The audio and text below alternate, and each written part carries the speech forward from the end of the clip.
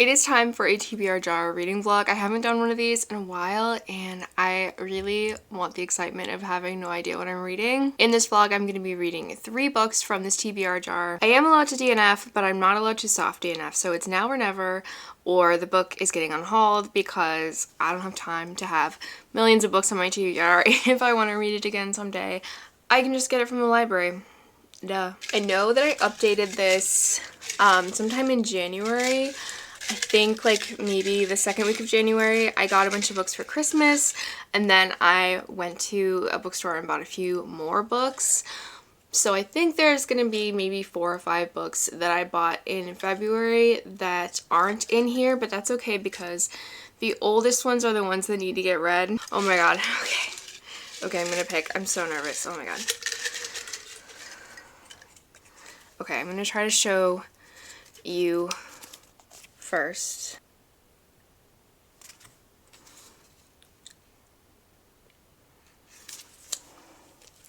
East of Eden by John Steinbeck.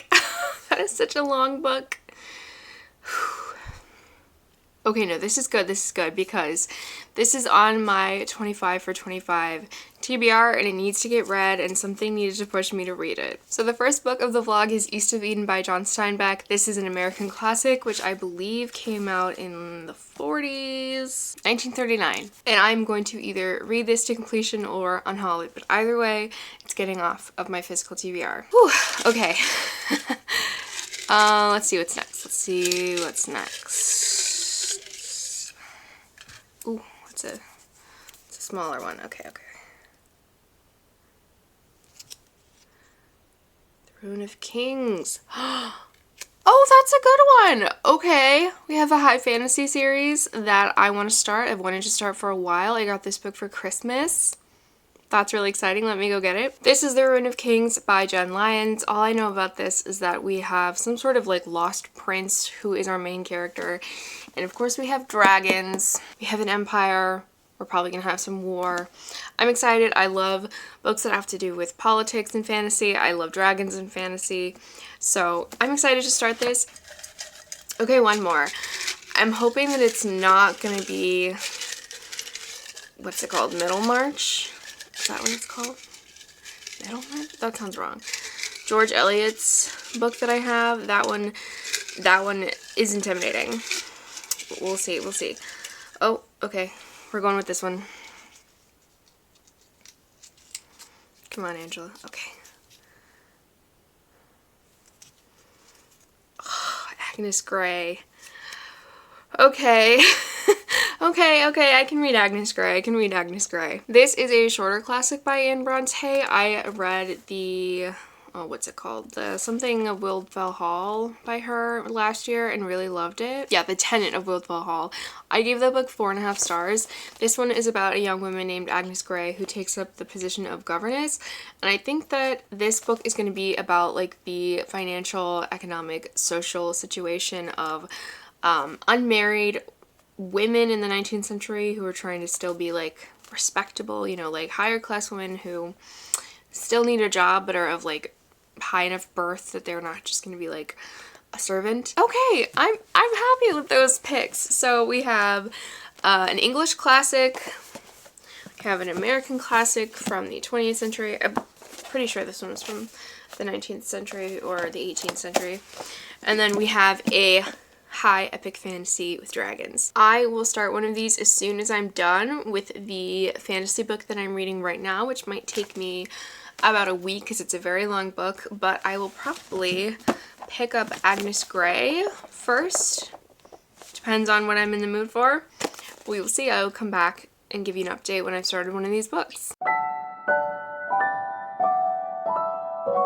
So I have read the first chapter of Agnes Grey and I feel better prepared to give you the like basic synopsis of this. So our main character Agnes is like 18 or 19 years old. Her father is a parson and so he's, you know, a member of the clergy. He has a house, he has a small income, but he doesn't have a fortune like from his family. So even though he's educated and he comes from a, you know, respectable family, he doesn't have a lot of money. Apparently Agnes's mother did come from a very wealthy family, but she married Agnes's father for love, which makes me wonder if Anne is a bit of a romantic and if she's going to include a romance like subplot in this book, because in reading the synopsis it doesn't say anything about a romance, but I don't know, just how it was emphasized that her mother like married for love and how that was worth it for her. I thought that that was an interesting thing. I feel like that happens more so in like historical fiction than in actual classics written during, you know, the 19th century. So like I said, Agnes's father doesn't have a lot of money, her family doesn't have a lot of money, and they kind of tried to expand their wealth by investing in something or other, and their investment basically sunk to the bottom of the ocean along with the merchant that was bringing back their money and their fortune.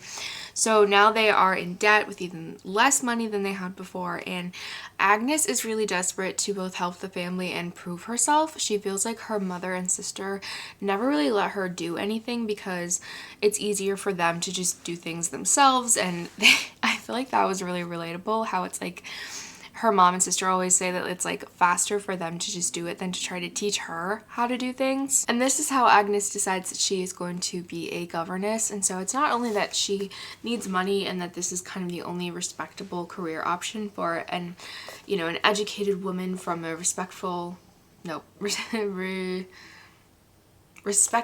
family, but she also really does have this desire to prove herself and to be useful and to be helpful and to show her family that she is more than just a silly young girl. So all of that happened in chapter 1. It was basically just a reflection on her family and their situation, and so now she is traveling to her new job. I'm excited to continue. I think the writing is really, really accessible and readable. I think Anne Bronte of the three has perhaps like the simplest writing style, but I still have found myself underlining things that I think are quite poignant or relatable or interesting. So after reading the first chapter, I have a lot of hope that this classic is really going to move me and that I'm going to find it really wonderful and give it a really high rating. So that makes me happy. I have got some library updates and also a review and some thoughts on Agnes Grey, but first let's start with the library haul. As you know, I picked Ruin of Kings from my TBR jar for this very vlog that you are watching, that I'm in the middle of filming,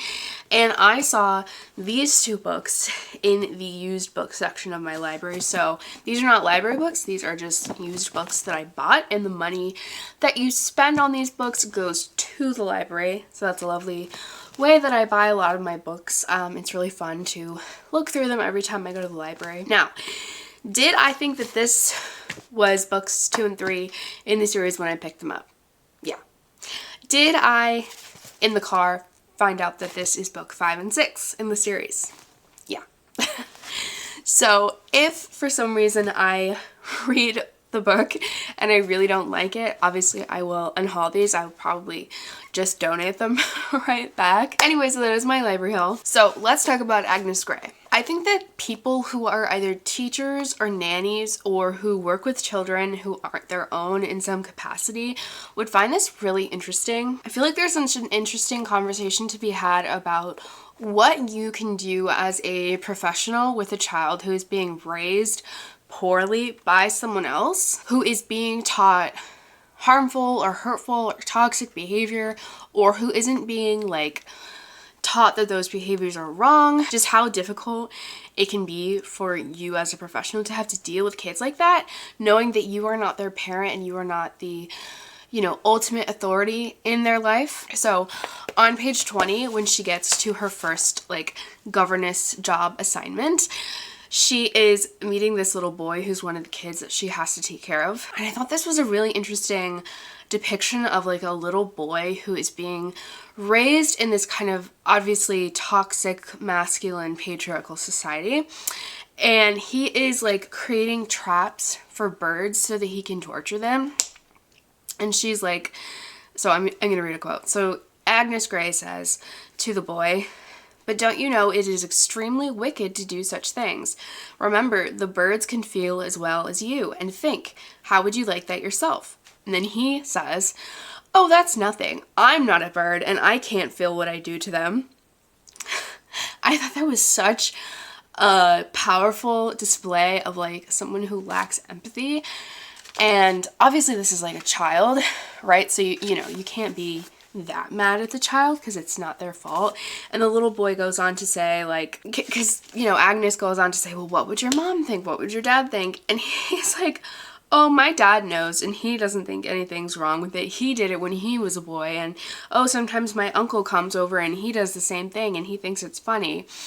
And just like Agnes having to deal with a child like that who is not being taught empathy and who's being taught that he gets to do whatever he likes to those who have less power than him, and also him being the only boy in the family and having all sisters. So I thought that was a really poignant detail for her to include. So yeah, as I said, I did finish this and I ended up giving this 4 stars. I really enjoyed this. I think any longer and I probably would have started to get more bored, but I've been sick the past 2 days, if you can tell by my voice, and I had taken a bit of a break from reading this book, but I got back into it with the audiobook and I just found myself listening to it so easily and just not wanting to stop listening. Obviously, I'm a lover of classic novels and this writing style is just exactly my cup of tea. I don't think that this was necessarily like a brilliant classic novel that, you know, everyone should go out and try to read. I do have those classics where,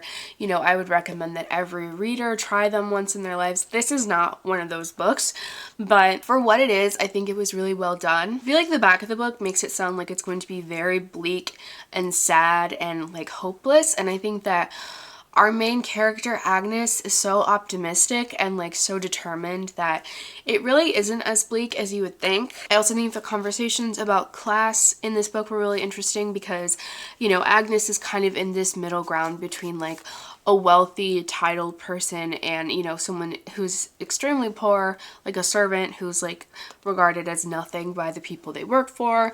And she's somewhere in the middle. She's also a woman.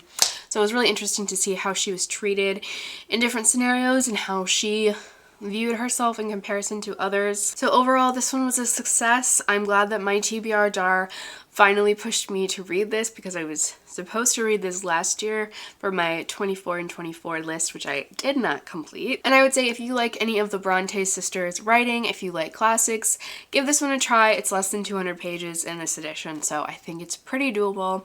And if you don't like it, you can always DNF.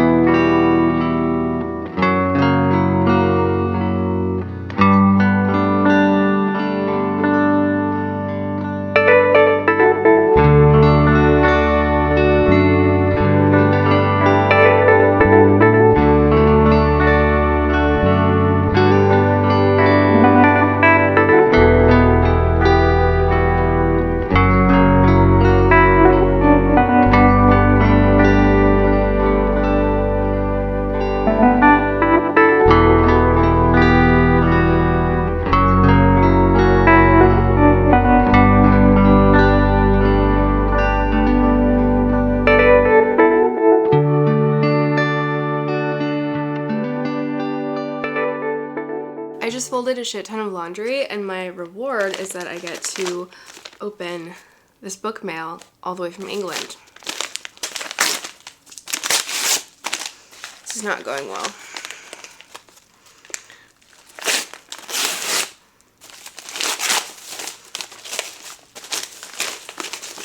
Okay, this book is so pretty. I have read from this author before and not necessarily like absolutely loved anything, but oh my gosh. Okay, this is literally one of the most beautiful covers I've ever seen. This is Paladin's Grace by T. Kingfisher. Just come on. Can we give props? This is like the new cover. I don't know if this is the first time that it's been traditionally published. I think that may be the case. This is a series and I believe the other books are getting the same treatment with the beautiful covers. So if I love this book, I will get the other covers. If I don't love it, maybe I will just stick with having this beautiful book and read the other ones on audio or just not continue on. But honestly, even if I don't like this that much, This is so beautiful that I might just keep it forever anyway. 134 pages into The Rune of Kings, and I am honestly loving this. I am looking forward to picking it up every time I have some free time. I'm genuinely fascinated by what's going on in here, so this is so far a win, and I'm really hoping that it doesn't lose my attention, because so far this world and this story has definitely grabbed me and pulled me in. Even though I'm 134 pages in, I don't feel like I can give you a neat description of the world building, the magic system, like the world building is very much like, here's a crumb, here's a crumb, here's some details, here's some details. There is a glossary in the back, which I have very much been utilizing, but in terms of like, do I understand how everything fits together? No. But I can tell you that this story is structured in a very interesting way. So on our very, very first page of this book, there is this note written to someone addressed as Your Majesty, which I assume is a king. I guess it could be a queen. A king or queen or royal of some sort. From, it says, your servant, Thurvishar Dolores. And he's basically saying, hey, this is a full account of all these events that led up to something or other. And then the very first line is, tell me a story. And our main character, Kieran, who, you know, if you read the back of the book is telling you about Kieran. And Kieran is like literally in jail with this monster lady named Talon, who is kind of like a shapeshifter. And she, for some reason or another, has the ability to take people's memories. She has lots of memories stored inside of her brain, and she like basically threatens Kieran and is like, tell me the story, I'm gonna fucking kill your family. And he's like, okay. And so, you know, our first chapter after that is Kieran starting to tell his own story, which starts at a slave auction. And then the next chapter, this monster lady, his jailer, Talon, is like, yeah, no, you should have started earlier in your life. Like, the most important thing that kicks off everything is this thing, actually. And so, because she has his memories already, she like starts telling his story from an earlier point. So, throughout the book, we have alternating chapters of Kieran and Talon telling Kieran's story. And so, we start out with a timeline that takes place, let's say, when Kieran is 16, and then the other timeline starts when he's like 15. So eventually the earlier timeline, hopefully, is going to catch up to where we started with the timeline that's closer to the present. And so we'll see how we got from point A to point B. And then we also have this guy who wrote the note at the very beginning of the book saying, hey, Your Majesty, here's all this, you know, documentation of what happened. And he is adding in these footnotes on not every page, but, you know, a few times a chapter. He's adding in these footnotes. And so in the audiobook, we have 3 narrators. Obviously, there's still a lot to learn about this empire and the history of the empire. And there's this race of people called the Vannae who seem to be kind of like elven.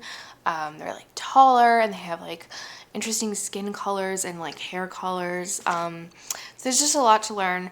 There's so much detail in this. I'm having a really, really good time so far. It's pulling me in. It's intriguing. I'm really glad that this is not a flop so far. So that's wonderful for me.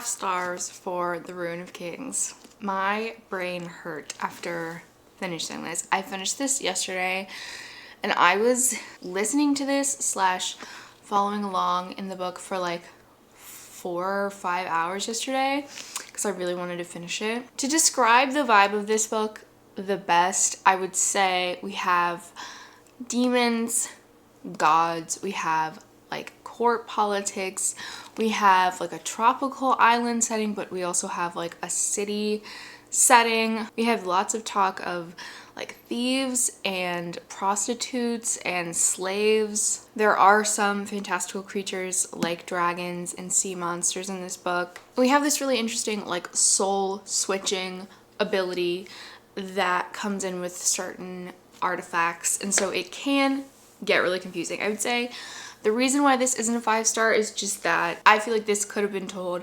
in a slightly less confusing way. I think you have to really do a lot of work to kind of piece everything together, and you kind of get these little tidbits of like history that is relevant to the people in this current timeline, and then that history comes into play in a big way later, and you're like, oh fuck, we only got like 3 sentences about that.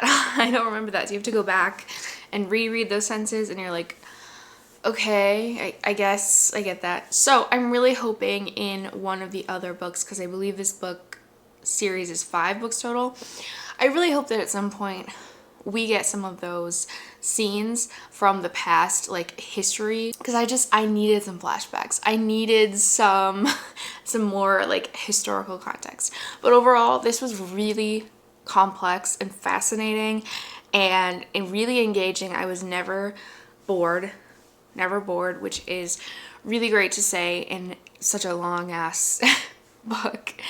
And I really loved this. I just ordered the next 2 books on Pango Books. Definitely check content warning. I guess the content warnings really would be, I think the heaviest things would be slavery, sexual violence, and like non-consensual sexual scenarios, and just like violence in general. But there was a lot about like uncomfortable sexual scenarios, women being, you know, forced into prostitution, being sex slaves. But if you think you can handle that and you're looking for a really complex fantasy book, highly recommend The Rune of Kings. And then I did actually start reading East of Eden. I was just at the cafe with my new mushroom tote bag. Let me get the book out really quick. And immediately, this is a boy book. This is a boy book. This is so much about manhood and masculinity and war and rivalry between brothers. So I think the writing is really amazing. Well, okay, maybe not really amazing, but I can see definitely already the literary merit. Not 100% sure if I'm gonna get through this whole book, but we will see. I'm gonna try my best. So I started this at the cafe at like noon, right? And by the end of the day, I had read 144 pages of this. That's a lot for me, for any book really. Because like the beginning of the book is the hardest to get through. You're not used to the writing or the characters or the setup at all. So I'm usually reading very slowly at the beginning. I will say I am using the audiobook for like every second of this. Sometimes I'm following along in the physical. I'd like to do it more, but I'm having trouble just like sitting still. So I'm about to go do some chores and I'm gonna listen to it for sure. So needless to say, this has really sucked me in. I will say this is fascinating. Like I'm surprised by how much this is pulling me in. Basic synopsis for this book is this is set in California mostly, and this is a retelling of the book of Genesis, so mostly like the Garden of Eden with Adam and Eve, and then also like Cain and Abel and like the first murder. This is multi-generational, so we do start out with Adam in his childhood and we're learning about his father, and then I think we will see his children, and there's also another family that we're learning about, which isn't as much of the focus, but we're kind of seeing how their lives and stories are converging. There's definitely some racism here, 100%. There's also some like more nuanced concepts about race, but there's this like evil woman character, and I'm so curious to see where her story goes, and I'm very entertained. I will say I'm very entertained, which is surprising. The writing really does lend itself to an audiobook. It's not too flowery. There aren't a lot of run-on sentences. There isn't like a ton of description. So very good audiobook listen, and I hope it doesn't lose me because this is 600 pages. I come to you with a 5-star review of East of Eden by John Steinbeck. This was amazing. This was such a compelling, character-driven novel that still had a lot of intrigue. There was just so much intrigue in these characters' lives. There were so many interesting things happening, so many interesting connections and secrets, and so much discussion of morality. I think there's a lot to critique about how John Steinbeck, you know, thinks about certain groups of people and his treatment of women, and also like good versus evil. There's just so much to think about, and certainly is very imperfect in terms of like treating marginalized people with care and, you know, using respectful language, etc. But there's also some really interestingly nuanced portrayals of, like, in particular, there's this Chinese American character who does experience racism at the hands of other characters, but also the way that John Steinbeck wrote him was very interesting, and I feel like pretty insightful for this being published in 1952. I think that if this were written today, this would be so different and yet so similar in so many ways. Like if John Steinbeck had like 2025 like progressive views, I wonder how his portrayal of especially the like evil woman character would change. Because I don't know that John Steinbeck really understands like what might drive a woman with so much intelligence and fire in her to act like this. Like I don't think he really understood like the plight of a woman in America in the early 1900s. I don't think he was thinking about that as much as he should have been, obviously. And this character of Kathy felt so much like an unhinged woman character that we read in books that are written, you know, in the 2020s. Like evil, unhinged women, like with good for her energy is such a trend right now. And she felt like that in some ways. And I was just fascinated every time she was on the page. I was not bored at all during this book. Now granted, I did have the audiobook for the entire reading experience, so I would say like a majority of the time I was just listening to the audiobook and not following along, but I did follow along sometimes. And I think that the straightforward writing like lends itself to an audiobook experience. So if you're intimidated by this book and you want to try it, I think the audiobook is like a great way to read it. Most classics are a little boring. I really didn't think this was boring. Again, I think his character work is fascinating. I think the themes that he was exploring in this book were fascinating, and definitely don't agree with like a lot that he put in here, but it still made me think so much, and it just makes me want to go out and read like literary criticism and like scholarly articles about this book. So I think I'm going to do that if I can find some. But with that review, we are at the end of this vlog. We had a 4-star with Agnes Grey, we had a 4.5-star with The Rune of Kings, and then we have a 5-star with East of Eden. So I'm very grateful to my TBR jar for pushing me to read all these books, because I mean, especially this one, like who knows if I ever would have gotten to this one if I would have been too intimidated and I would eventually just like unhaul it. Like, I'm so glad that I read this book. Had a great time with this vlog. If you watched this, thank you so much. I hope you have a really lovely week, and don't forget to subscribe if you want to see more bookish content from me.